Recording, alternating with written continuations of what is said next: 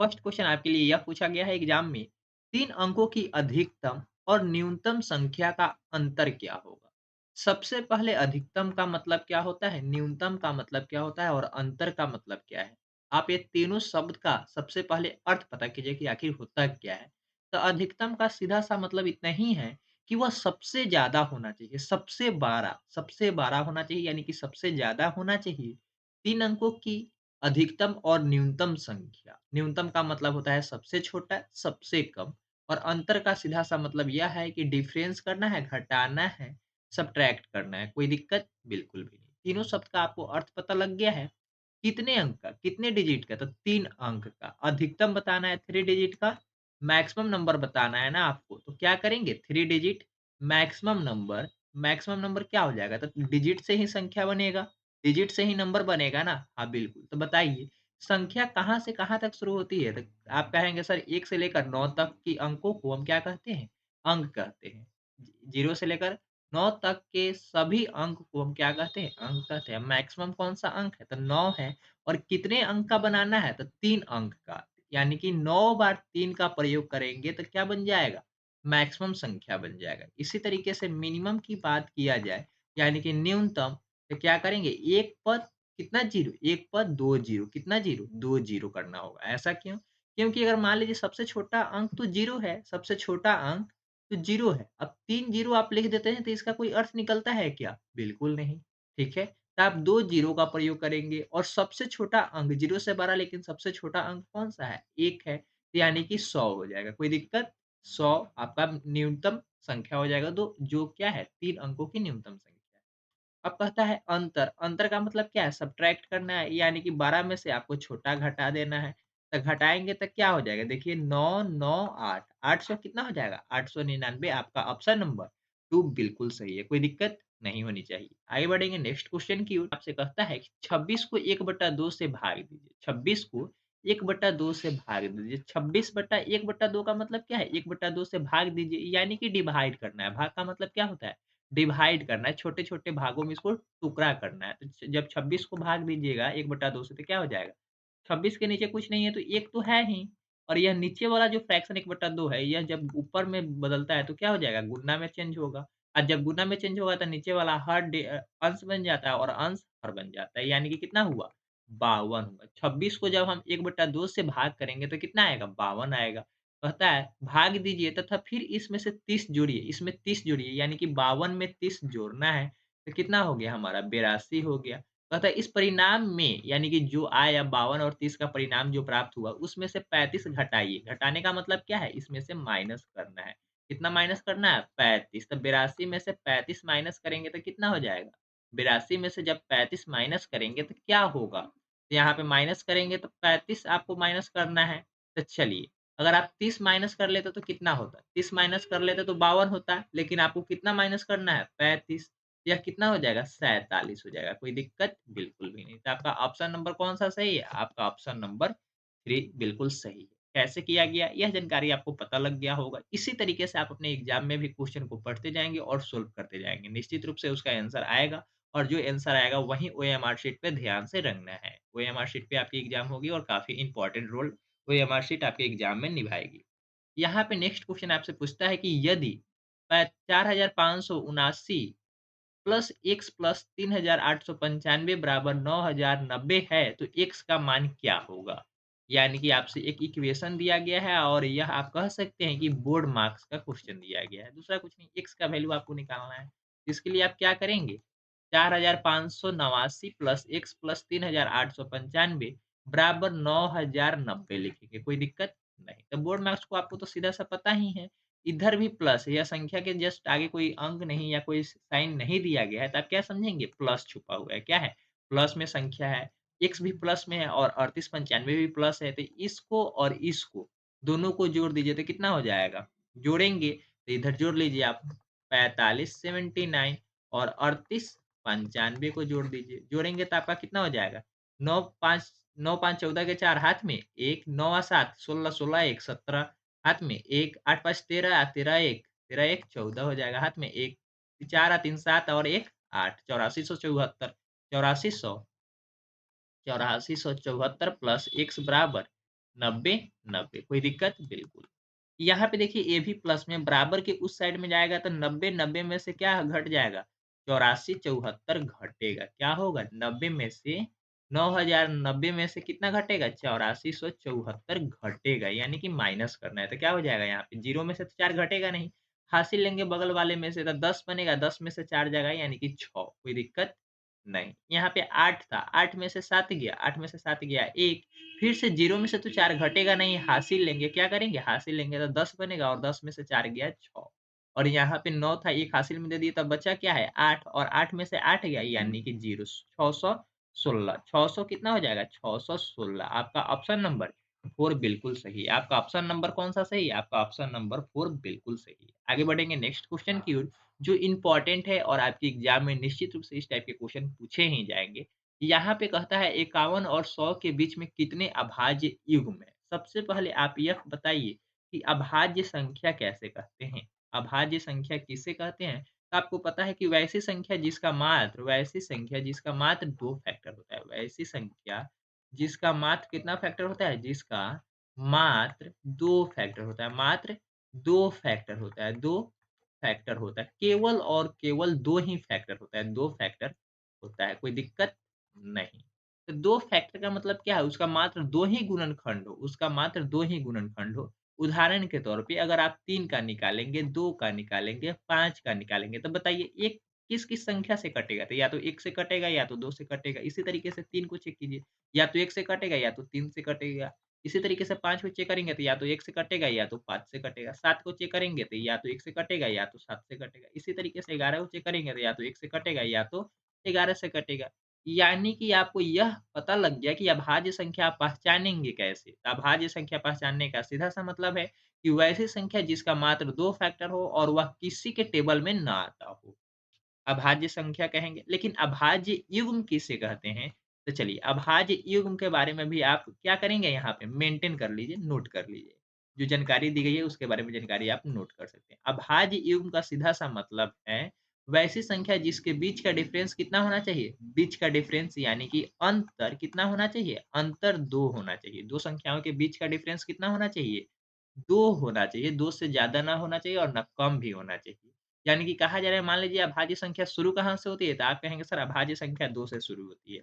अगला तो अभाज्य संख्या 3 भी होगा, अगला 5 भी होगा, अगला 7 भी होगा, अगला 11 भी होगा। तो इसमें अभाज्य युग्म कौन-सा संख्या बनेगा? आप पहले ये बता दीजिए।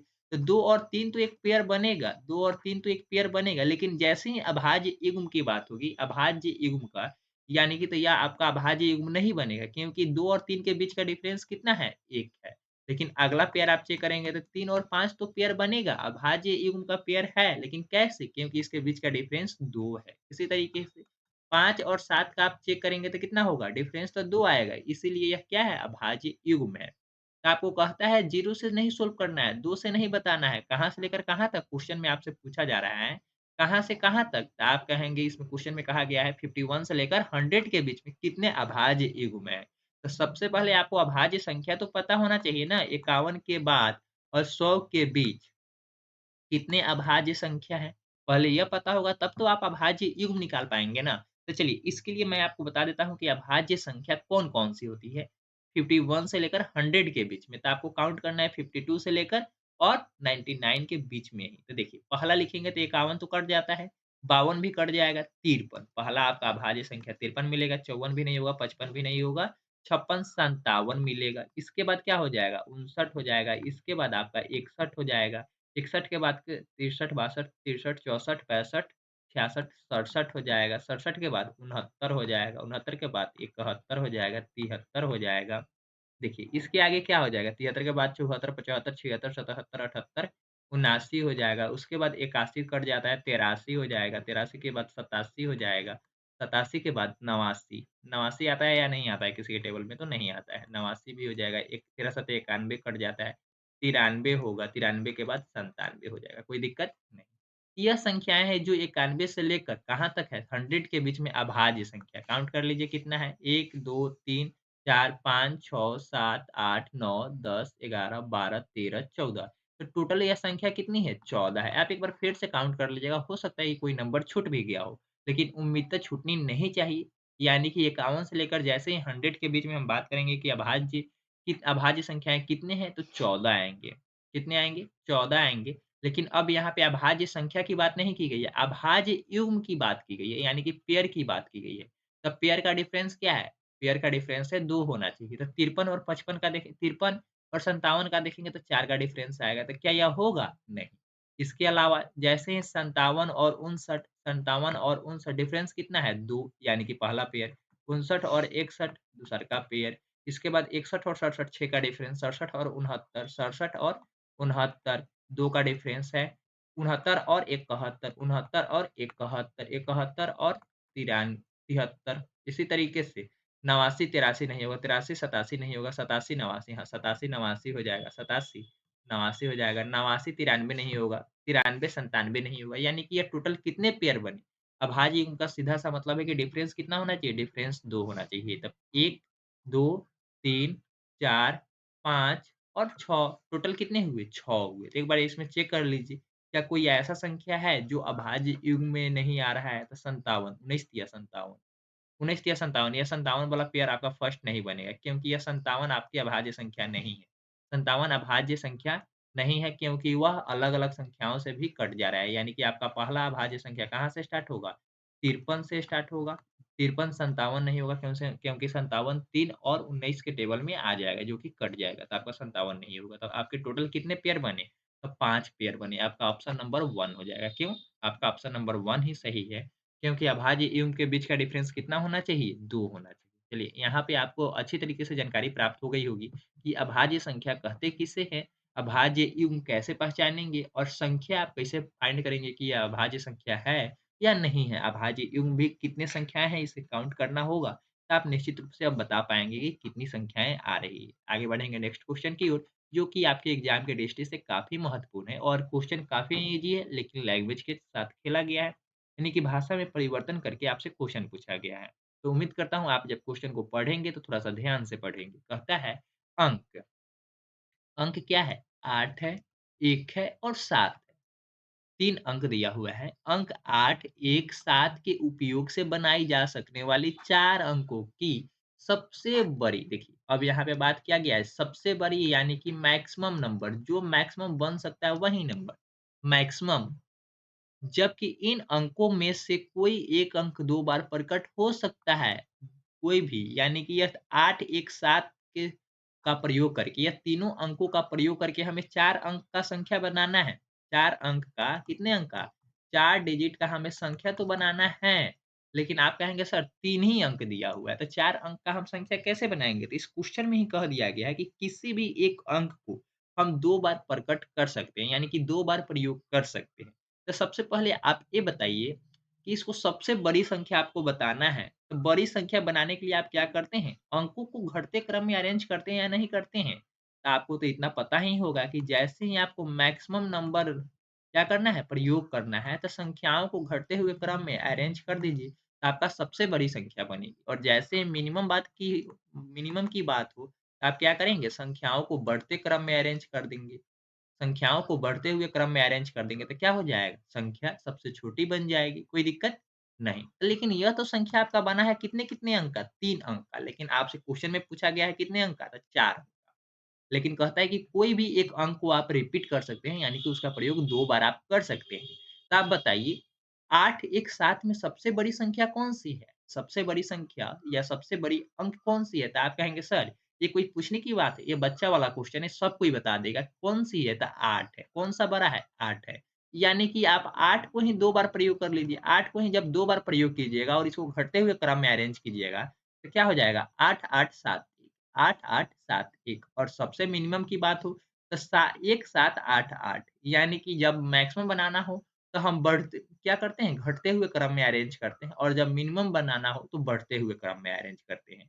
तो आपका बिल्कुल सही आंसर आपका कौन-सा हो जाएगा? देखिए 88, 71 तो सही आंसर है, लेकिन आपका ऑप्शन नंबर किस में दिया हुआ है?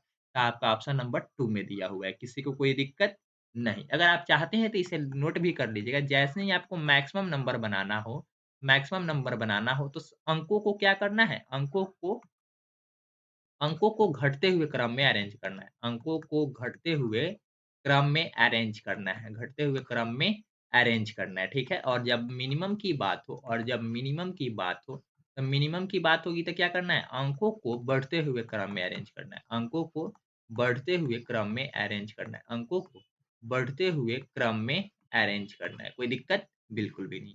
आगे बढ़ेंगे नेक्स्ट क्वेश्चन की ओर जो कि काफ़ी इम्पोर्टेंट है और आप सभी के लिए इम्पोर्टेंट रोल एग्ज़ाम में निभाएँगे। देखिए जैसे कि इस क्वेश्चन में कुछ किया गया था, नहीं ना, सिर्फ़ लैंग्वेज में खेला गया था। किसी भी 2 अंकों को आपको प्रकट कर देना है यानी कि रिपीट करके एक संख्या बनाना था और सबसे बड़ी संख्या बनाना था, तो वह क्या हो जाएगा? ऑप्शन नंबर 2 हो जाएगा, 8871 बनेगा। आगे चलते हैं नेक्स्ट क्वेश्चन की ओर, चलिए। नेक्स्ट क्वेश्चन में आपसे कहा गया है, किसी त्रिभुजीय आधार के प्रिज्म में कितने शीर्ष होते हैं? पता है किसी त्रिभुजीय आधार के प्रिज्म में कितने शीर्ष होते हैं? कहता है क्या? किसी त्रिभुजीय आधार त्रिभुजीय आधार के प्रिज्म में आपसे क्या पूछा गया है? आपसे पूछा गया है कि कितने शीर्ष होते हैं? प्रिज्म में कितने शीर्ष होते हैं? आपको क्या करना है? शीर्ष होते हैं। यह आपको डायरेक्टली याद कर लेना है। क्या करना है? याद कर लेना है क्योंकि यह क्वेश्चन आपको बार-बार हो सकता है कि एग्ज़ाम में पूछ भी ले, हो सकता है ना भी पूछे क्योंकि यह डाटा से आपसे पूछा गया है। त्रिभुजीय आकार में प्रिज्म का शीर्ष कितना होता है? तो शीर्ष 2 होता है और फलक कितना होगा? 2 आयताकार में कितना होता है? त्रिभुजीय आकार में शीर्ष 2 होगा। कितना? और जो यहाँ पे शीर्ष दिया गया है, शीर्ष जो होगा वह 3 होगा और आयताकार में 2 होगा। आयताकार में कितना होगा? 2 होगा। इससे आप नेट से सर्च कर लीजिएगा और संभवतः कोशिश करूँगा कि कल इस क्वेश्चन को बाय फिगर के द्वारा मैं आपको समझा पाऊँ, ठीक है? बाय फिगर के द्वारा इसे मैं समझा पाऊँ कल के कुछ सेशन में, ठीक है? कोई दिक्कत नहीं होनी चाहिए। आगे बढ़ेंगे नेक्स्ट क्वेश्चन की ओर जो कि काफ़ी इम्पोर्टेंट है, ठीक है? नेक्स्ट क्वेश्चन की ओर चलते हैं। आपका ऑप्शन नंबर कौन-सा? आपका नेक्स्ट क्वेश्चन की ओर नेक्स्ट क्वेश्चन में आपसे कहता है, किसी पात्र में 35 लीटर 560 एमएल 35 लीटर 560 एमएल यानी कि मिलीलीटर तेल है। यदि इसमें 875 एमएल तेल और मिला दिया गया 875 एमएल तेल और क्या किया गया? मिला दिया गया। तो अब मिश्रण की कुल मात्रा होगी, यानी कि ये इसमें कहा क्या जा रहा है? जोड़ना है, सिर्फ सब्ट्रैक्ट करना है। मिला दिया गया। मान लीजिए 2 केजी आप चीनी खरीदे, 2 केजी चीनी में 1 केजी आप बालू मिला दिए, यानी कि मिला दिए तो क्या हो गया? बढ़ गया, मात्रा बढ़ गया। तो कितना हो जाएगा? 3 केजी हो जाएगा, चाहे वो मिश्रण कैसा भी हो, लेकिन मिश्रण का क्या है? वेट 3 केजी हो जाएगा। वेट तो बढ़ जाएगा ना, तो उसी तरीके से मान लीजिए 1 केजी आप गए मार्केट से आटा खरीदे, आटा में ही आप 1 केजी आलू डाल दिए, तो कितना हो जाएगा? कितना हो जाएगा? तो वेट तो 2 केजी हो गया, चाहे मिश्रण वह कैसा भी हो। इसी तरीके से इस मिश्रण का आपसे क्या पूछा गया है? कैपेसिटी पूछा गया है, वेट पूछा गया है, आखिर होगा तो होगा क्या? तो देखिए इसमें सीधा-सा आपको कुछ नहीं करना है, क्या कीजिएगा? इसमें आप ज़्यादा कुछ नहीं कीजिए, दोनों को जोड़ दीजिए, दोनों को जोड़ दीजिए। तो देखिए इधर आप जोड़ेंगे तो जीरो में एमएल में एमएल जुड़ेगा और लीटर में लीटर जुड़ेगा। तो जीरो में 5 जोड़ेंगे तो कितना हो जाएगा? 5 6 और 7 13 के 3 हाथ में 1 8 5 13 13 1 14 के 4 हाथ में 1 कोई दिक्कत? हाथ में 1 तो यह 1 कहाँ पे आ जाएगा? यह लीटर पे शिफ्ट कर दीजिए। तो 1 और 5 6 और 3 36 लीटर 435 एमएल हो जाएगा। क्या हो जाएगा? 36 litre 435 ML 36 litre 36 litre 435 ML आपका ऑप्शन नंबर कौन-सा सही है? ऑप्शन नंबर 1 सही है। आप कहेंगे सर हमें समझ में नहीं आया, तो चलिए हम आपको एक बार फिर से बता देते हैं। 560 एमएल को एक जगह जोड़ लीजिए और 875 एमएल को एक जगह जोड़ लीजिए। इसको जोड़ेंगे तो क्या हो जाएगा? जोड़ेंगे तो यहाँ 5 मिलेगा, इधर 3 मिलेगा और इधर 13 और 1 14 यानी कि 1435 एमएल मिलेगा। तो आपको इतना तो ज़रूर पता होगा कि 1 लीटर में कितना एमएल होता है? तो 1000 एमएल होता है। 1 लीटर में कितना? 1 लीटर में कितना एमएल होता है? तो 1 लीटर में 1000 एमएल होता है। कितना?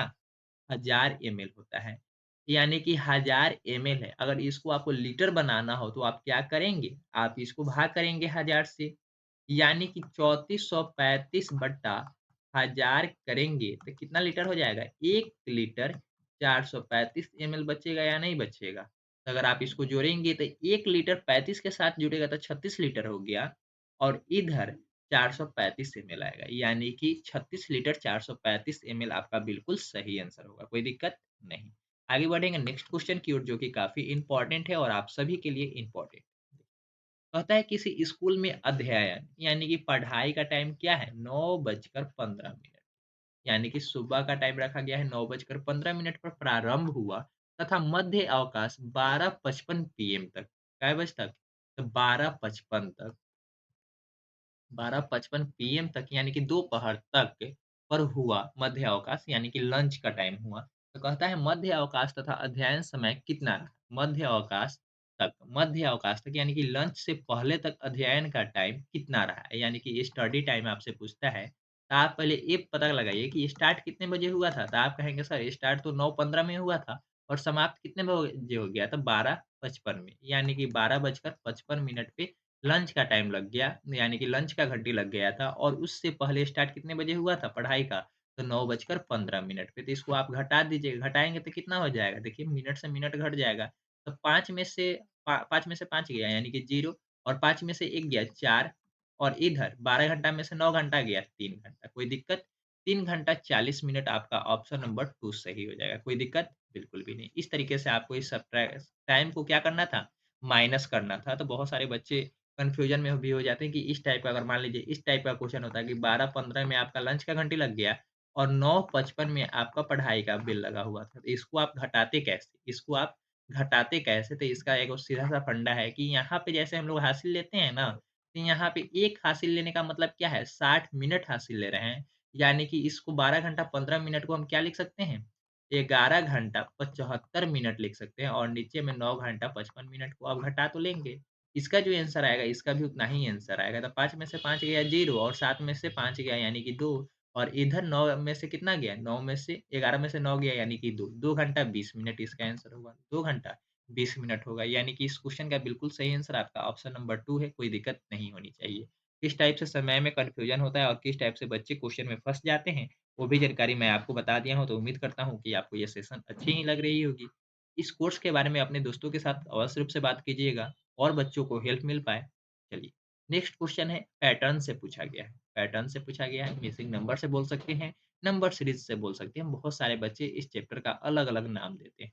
आपको उस पे गौर नहीं करना है कि बच्चे इसका नाम क्या देते हैं, लेकिन आपको एक जानकारी और प्राप्त करनी होगी कि 11 गुना 13 करेंगे, तो 11 में अगर 13 से आप गुना कर रहे हैं तो 13 और यहाँ पे 13 3 4 1 और 12 का स्क्वायर करेंगे तो 12 का स्क्वायर आता है 144 और 144 में से 1 घटाएँगे तो कितना आ गया 143 यानी कि फिर से यह नंबर और यह नंबर यानी कि इधर का गुना करने पर इधर वाले के बराबर आ रहा है, इधर वाले के बराबर आ रहा है। इधर गुना करने पर हमें 143 प्राप्त हो रहा है और इधर स्क्वायर करके -1 कर रहे हैं तो 143 प्राप्त हो रहा है। यानी कि यह दोनों क्या है? इक्वल है। ये दोनों क्या है? इक्वल है। क्या आगे भी सेम पैटर्न लॉजिक काम कर रहा है क्या? तो आपको गुना कितना में करना है? 15 में 17 से गुना करना है। 15 में 17 से गुना करना है तो आप चलिए 17 गुना 10 कर लीजिए और प्लस 17 गुना 5 कर लीजिए, दोनों को जोड़ दीजिए। तो 117 हो जाएगा और इधर 17 पचे 50 ये हो जाएगा 255 255 कोई दिक्कत? नहीं। 255 हो जाएगा। 16 का स्क्वायर आप करेंगे तो कितना हो जाएगा? 16 का स्क्वायर -1 16 का स्क्वायर 256 होता है। 16 स्क्वायर का मतलब तो आपको पता ही होगा क्या होता है?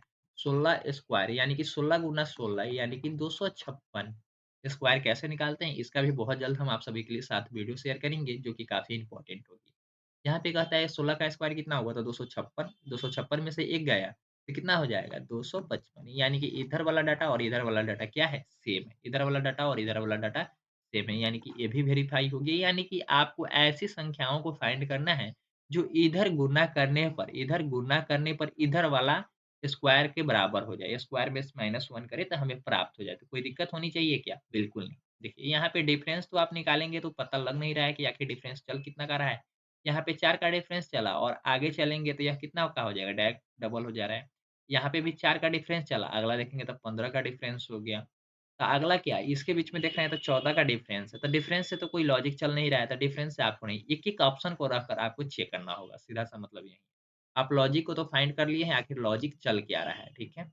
चलिए यहाँ पे हम लोग इरेज़ कर लेते हैं और आपको ऑप्शन को चेक करना है, डायरेक्टली ऑप्शन को ही चेक कर लीजिए। 43 गुना 46 मान लीजिए 43 गुना 46 करेंगे और इधर आपका 44 स्क्वायर -1 तो यहाँ पे तो गुना कर रहे हैं तो आपका कितना आएगा 43 में जब 46 से आप गुना करेंगे तो क्या आएगा 43 गुना 46 करेंगे तो 1978 आएगा और इधर 44 गुना 44 करेंगे तो निश्चित रूप से यूनिट प्लेस तो आपका 36 मिलेगा। यानी कि लास्ट में 6 मिलेगा तो 1936 प्राप्त हुआ। 1936 में से 1 जाएगा तो क्या यह बराबर हुआ 1978 और इधर 1935 यह कभी भी बराबर होगा? सर नहीं, यानी कि आपका ऑप्शन नंबर 1 क्या हो जाएगा? गलत हो जाएगा, कोई दिक्कत नहीं। चलिए नेक्स्ट ऑप्शन को आप चेक कर लीजिए, तो नेक्स्ट ऑप्शन में आपको क्या करना है? नेक्स्ट ऑप्शन में ज़्यादा कुछ तो नहीं, यहाँ पे आपको सिर्फ़ यह डाटा चेंज करना है। तो अब यहाँ पे आपका 43 की जगह पे क्या डलाएगा? 43 ही रहने दीजिए और इधर क्या हो जाएगा? पहले 44 था, अब 45 कर दीजिए।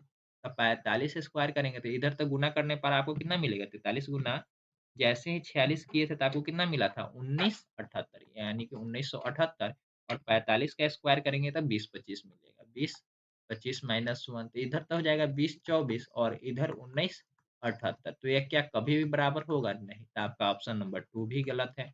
आपका ऑप्शन नंबर कौन-सा? आपका ऑप्शन नंबर 2 भी गलत है। आपका ऑप्शन नंबर 2 भी गलत है। चलिए आगे चेक कर लेते हैं 45 और 47 रख लीजिए। यहाँ पे आप 45 रख लीजिए और यहाँ पे आप 47 रख लीजिए।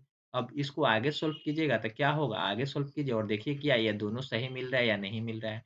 तब 45 में 36 से गुना करेंगे, 45 गुना 36 करेंगे तो क्या हो जाएगा? 20-70 हो जाएगा, 20-70 20-70 सॉरी 20-70 हो जाएगा कितना? 20-70 हो जाएगा और 47 में 47 से गुना करेंगे तो 22,009 मिलेगा, 22,009 मिलेगा और -1 करेंगे तो कितना हो जाएगा 22,008 और इधर 20,70 तो यह क्या कभी भी इक्वल है आपकी नज़र में? तो नहीं, मेरे भी नज़र में इक्वल नहीं है, यानी कि आपका ऑप्शन नंबर 1, 2, 3 जब गलत हो गए तो आपका ऑप्शन नंबर कौन-सा सही होगा? आपका ऑप्शन नंबर 4 बिल्कुल सही होगा। अगर आपको चेंज का आवश्यकता है इसको चेंज करने की यानी कि चेक करने की तो आप चेक भी कर सकते हैं। तो चलिए आपको पहले क्या डालना है? 44 डालना है, 44 गुना 46 और बराबर में 45 डालना है। 45 का स्क्वायर कितना होता है? 20-25 45 का स्क्वायर कितना होता है? 20-25 इधर से माइनस करेंगे तो 20-24 मिलेगा। 20-24 मिलेगा और इधर गुना कर लीजिए 46 44 गुना 46 कर लीजिए। 44 गुना 46 आप कर लीजिए तो कितना हो जाएगा? 20-24 मिलेगा। कितना? 20-24 मिलेगा। जैसे ही देखिए तो क्या आपका ऑप्शन नंबर 4 वेरीफाई किया या नहीं किया? बिल्कुल किया। इधर भी 20-24 इधर भी 20-24 यानी कि यह आपका सर्टिफाइड किया यानी कि ऑप्शन नंबर आपका 4 बिल्कुल सही है। इस पैटर्न में आपको कुछ भी नहीं करना था, बशर्ते कि आपको पैटर्न फाइंड करना था, आखिर कि पैटर्न है क्या? तो दोनों संख्याओं को गुना करके बराबर के स्क्वायर में से माइनस आप कर रहे थे 1 तो आपको दोनों बराबर आ रहा था। अगर यही पैटर्न आगे भी चलता था, तो उसी पैटर्न के आधार पे हम नई संख्याएँ भी फाइंड किए, जो कि आपका ऑप्शन नंबर 4 हो जाएगा, कोई दिक्कत नहीं। आगे बढ़ेंगे नेक्स्ट क्वेश्चन की ओर, जो कि आपके लिए काफ़ी इम्पोर्टेंट है। इसमें कहता है कि प्रथम 10 अभाज्य संख्याओं का माध्य क्या होगा? अभाज्य संख्या। सबसे पहले 10 विषम कहता है प्रथम 10 विषम तो विषम का मतलब आप बता दीजिए कि वैसी संख्या जो 2 से डिवाइड ना हो तो अभाज्य संख्या क्या हो अभाज्य संख्या स्टार्ट तो कहाँ से होती है अभाज्य संख्या 2 से स्टार्ट होती है लेकिन विषम संख्या आपका 1 से स्टार्ट होता है तो चलिए विषम संख्या 1 हो जाएगा 3 हो जाएगा 5 हो जाएगा 7 हो जाएगा 9 हो जाएगा 11 हो जाएगा 13 हो जाएगा इसी तरीके से 15 17 वैसी संख्या जो सिर्फ 2 से भाग ना लगे तो उसे विषम संख्या कहते हैं, कोई दिक्कत नहीं। यानी कि यह आपको ऑड नंबर का एग्ज़ाम्पल है, ऑड नंबर का एग्ज़ाम्पल है, कोई दिक्कत नहीं। कहता है कि विषम अभाज्य संख्या तो अभी इसी सेशन में हम सभी लोग थोड़ी देर पहले अभाज्य संख्या के बारे में बहुत अच्छे तरीके से बात किए हैं, तो आप सभी को थोड़ा-सा ध्यान में तो होगा ही कि आखिर अभाज्य संख्या कहते किसको है? तो मैं आपको सीधा-सा फंडा इतना ही बताया हूँ कि क्या करना है, किसी भी संख्या का अगर मात्र 2 गुणनखंड है मात्र 2 गुणनखंड है। पहला 1 होगा और दूसरा वह खुद संख्या यानी कि इटसेल्फ होगा। मान लीजिए किसी भी संख्या का अगर आप 5 पहचानना है कि यह अभाज्य संख्या है या नहीं है, तो इसको आपको क्या करना होगा? 1 से चेक कर लीजिए और अगला इसका गुणनखंड देखेंगे तो या तो 1 होगा या तो 5 होगा। यानी कि मात्र इसका 2 ही गुणनखंड है। ऑप्शन इसका क्या हो जाएगा? 1 और 5 ही गुणनखंड हो गए। यानी कि टोटल गुणनखंड कितने हुए? टोटल गुणनखंड 2 हुए, तो आपको अभाज्य संख्या में टोटल गुणनखंड कितने होने चाहिए? तो मात्र 2 ही होने चाहिए, यानी कि इस तरीके से आप अभाज्य संख्या पहचान सकते हैं। लेकिन यहाँ पे देखिए 9 का तो 1 भी हो जाएगा, 3 भी हो जाएगा, 9 भी हो जाएगा, तो इसका मतलब 3 गुणनखंड हो गया। यह कभी भी अभाज्य संख्या बनेगा? तो नहीं बनेगा। इसी तरीके से इस क्वेश्चन में आपसे कहा गया है कि प्रथम 10 विषम अभाज्य संख्या का माध्य निकालिए। तो अभाज्य संख्या विषम 10 अभाज्य 10 विषम अभाज्य संख्या, सबसे पहले तो ये आपको फाइंड करना काफ़ी ज़रूरी है। तो विषम भी आपको पता लग गया, अभाज्य संख्या भी पता लग गया, तो आप इतना कह ही सकते हैं कि पहला विषम अभाज्य संख्या 2 हो जाएगा, 3 हो जाएगा, 5 हो जाएगा, 7 हो जाएगा। लेकिन विषम संख्या 9 है, लेकिन अभाज्य नहीं, जिसकी वजह से आपका 9 नहीं होगा। अगला क्या हो जाएगा? 13 हो 11 हो जाएगा, 13 हो जाएगा, अगला क्या हो जाएगा? 15 तो क्या है? विषम है लेकिन अभाज्य नहीं, क्योंकि वह 1 से भी कटेगा, 3 से भी कटेगा, 5 से भी कटेगा और 15 से भी कटेगा। लेकिन विषम अभाज्य संख्या का मतलब सीधा-सा इतना ही है कि उसका केवल और केवल मात्र 2 ही फैक्टर होना चाहिए, यानी कि केवल 2 फैक्टर होना चाहिए। तो कहता है 2, 3, 5, 7, 11, 13, इसके बाद क्या हो जाएगा? 11, इसके बाद 17 हो जाएगा, इसके बाद 19 हो जाएगा। अब काउंट कर लीजिए, 10 ही हमें लिखना है ना, 1, 2, 3, 4, 5, 6, 7, 8, अगला क्या हो जाएगा? 20, 21, 22, 23, अगला 23 हो जाएगा। देखिए 3 और 3 6 और 3 9 ही हुआ अभी, एक और लिख लीजिए, एक और लिखेंगे तब 24, 25, 26, 27, 28, 29 हो जाएगा। क्या हो जाएगा? 29 हो जाएगा, यानी कि काउंट कर लीजिए टोटल कितना हुआ? 4, 4 ये 8, 8 और 2 10, 10 टोटल विषम अभाज्य संख्या हम लोग फाइंड कर लिए। कोई दिक्कत है? नहीं। अब आपको बताना है कि माध्य क्या होगा? तो माध्य का फ़ॉर्मूला आप सभी को तो पता ही होगा। क्या होता है? माध्य का फ़ॉर्मूला सीधा-सा इतना ही है कि सभी संख्याओं का योग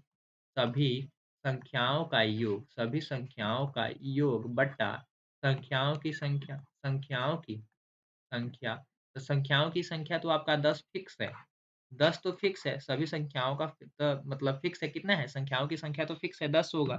लेकिन ऊपर वाला जोड़ेंगे, 2 और प्लस 3 5 हो जाएगा, 5 और 5 जोड़ेंगे तो 10 हो जाएगा, 10 और 7 जोड़ेंगे तो 17 हो जाएगा, 17 और 11 जोड़ेंगे तो 28 हो जाएगा, 11 और 11 जोड़ लिए तो 28 हो गया है, और 28 में आप 13 जोड़ेंगे तो आपका कितना हो जाएगा? 41 हो जाएगा, 41 में आप 17 जोड़ेंगे तो 58 हो जाएगा, 58 में आप 19 जोड़ेंगे तो 77 हो जाएगा, और 77 में 23 जोड़ेंगे तो 100 हो जाएगा, और 100 में 29 जोड़ देंगे तो कितना हो जाएगा? 129 हो जाएगा। यानी कि ये सभी डाटा का योग करेंगे तो कितना हो जाएगा? 129 हो जाएगा, और 10 से भाग करेंगे तो कितना हो जाएगा? 12.9 हो जाएगा, 12.9। तो आपका कौन-सा सही है? आपका ऑप्शन नंबर बिल्कुल 1 सही है, कोई दिक्कत नहीं। आपको इस क्वेश्चन में विषम संख्या भी पहचानना आ गया होगा, विषम संख्या आप लोग कैसे पहचानेंगे?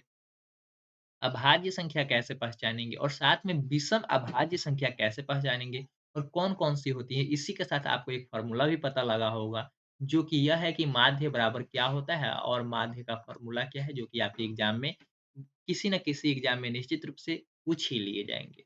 तो काफ़ी इम्पोर्टेंट है, इसे आप नोट कर लीजिएगा और आगे बढ़ते हैं नेक्स्ट क्वेश्चन की ओर, जो कि इम्पोर्टेंट है आप सभी के लिए। यहाँ पे देखिए, यह क्वेश्चन को सिर्फ़ आपको गौर से देखना है। एक बार पढ़ लीजिए, गणित के एक टेस्ट में, यानी कि गणित का एक पेपर होता है, जिसमें जैसे कि मान लीजिए आपका सीटेट का पेपर हो रहा है, तो सीटेट के पेपर में आपको क्या करना है? कहता है कि 30 विद्यार्थियों द्वारा प्राप्त किए गए अंक नीचे दिए गए हैं। यानी कि इस पेपर में 30 विद्यार्थी भाग लिए हैं। कितने विद्यार्थी? 30 विद्यार्थी भाग लिए हैं और नीचे उसका अंक दिया गया है। पहले विद्यार्थी का 7, 1, 3, 6, 5, 5, 5, 0, 7, 8, 1, 9, 0, 5, 8, इस टाइप से क्या प्राप्त हुआ है? अंक प्राप्त हुआ है, यानी कि नंबर प्राप्त हुआ है एग्ज़ाम में। कहता है कि 5 से अधिक या उसके बराबर अंक प्राप्त करने वाले विद्यार्थियों की संख्या आपको बताना है। विद्यार्थियों की क्या बताना है? संख्या बताना है। 5 से अधिक या उसके बराबर, यानी कि 5 से अधिक और उसके बराबर का मतलब क्या है? तो बराबर 5 भी हो सकता है, और 5 से बड़ा का मतलब है 6, 7, 8, 9, 10, कोई भी अंक, यानी कि 5 से 12 और 5 के बराबर, यानी कि 5 भी काउंट करेंगे और 6, 7, 8, 9 भी काउंट करें, लेकिन लेकिन आपको काउंट क्या नहीं करना है? 4, 3, 2, 1, 0 आपको काउंट नहीं करना है। तो इस क्वेश्चन में चलिए आप काउंट कर लीजिए, बस काउंट करके विद्यार्थियों की संख्या बता देना है कि कितने ऐसे विद्यार्थी हैं जिसका अंक 5 से ज़्यादा और 5 के बराबर प्राप्त हुआ। तो देखिए, 7 आप काउंट होगा या नहीं होगा? 5 से 12 है, काउंट हो जाएगा। 1, 3 नहीं काउंट होगा क्योंकि 5 से छोटा है। 6 भी काउंट हो जाएगा। 5 के बराबर 5 है। 5, 5, 5। अब यहाँ पे 0 काउंट नहीं होगा, 7 हो जाएगा, 8 हो जाएगा, 1 नहीं काउंट होगा, 9 काउंट होगा, 5 काउंट हो जाएगा, 8 काउंट हो जाएगा, इसके बाद 1, 3 नहीं काउंट होगा, 8 काउंट हो जाएगा, 10 काउंट होगा, इसके बाद 10 काउंट होगा, 4, 3, 8 नहीं काउंट, 8 काउंट हो जाएगा, 6 काउंट हो जाएगा, 8 काउंट होगा, 9 काउंट होगा, 2 1 काउंट नहीं होगा, 0 4 भी काउंट नहीं होगा। तब आपको काउंट कर लेना है कि कितने इसमें रेड सर्कल बने हैं, कितने अंक में मैंने आपको सर्कल करके बताया, तो आपको काउंट कर लीजिए कितना हो जाएगा। तो काउंट कीजिएगा इसको, तो देखिए काउंट कीजिए आप। तो काउंट कीजिएगा तो पहला 1, 2, 3, 4, 5, 6, 7, 8, 9, 10, 11, 12, 13, 14, 15, 16, 17 टोटल कितने नंबर मिले? तो ऐसे 17 विद्यार्थी हैं जिनका अंक या तो 5 के बराबर है या 5 से बड़ा है, या तो 5 के बराबर है या 5 से बड़ा है। इसका साइन ऐसे होता है 5 बड़ा का साइन और नीचे में बराबर, इधर आपको अंक बताना है, ठीक था? यही आप फाइंड किए तो टोटल कितना मिला? तो 17 ऐसे विद्यार्थी मिले जिसका 5 के बराबर या 5 से ज़्यादा अंक प्राप्त किया है एग्ज़ाम में, कोई दिक्कत नहीं। तो अगर आपसे ये पूछ ले कि बताइए कि ऐसे कितने विद्यार्थी हैं जो 5 से कम अंक प्राप्त किए हैं, तो टोटल विद्यार्थी कितना है? 30 था, तो 30 में से 17 ऐसे विद्यार्थी हैं जो 5 के बड़ा या 5 के बराबर अंक प्राप्त किया है। तो 5 से कम प्राप्त करने वाले विद्यार्थियों की संख्या क्या हो जाएगी? तो आप करेंगे माइनस कर देंगे तो कितना हो जाएगा? 13 हो जाएगा। यानी कि तो यहाँ पे आपसे विद्यार्थियों की संख्या पूछा गया था जो 5 से अधिक या 5 के बराबर अंक प्राप्त करने वाले थे। तो उसकी संख्या 17 हो जाएगी और 5 से कम अंक प्राप्त करने वाले विद्यार्थियों की संख्या कितना हो जाएगा? तो 13 हो जाएगा। आपको फिर से काउंट करने की आवश्यकता नहीं। इसमें से जो अंक आए हैं उसको आपको माइनस कर लेना है और जो आपको प्राप्त होगा वही बिल्कुल सही आंसर होगा। कोई दिक्कत नहीं। तो यहाँ पे आपका टोटल सेशन समाप्त हो गया है।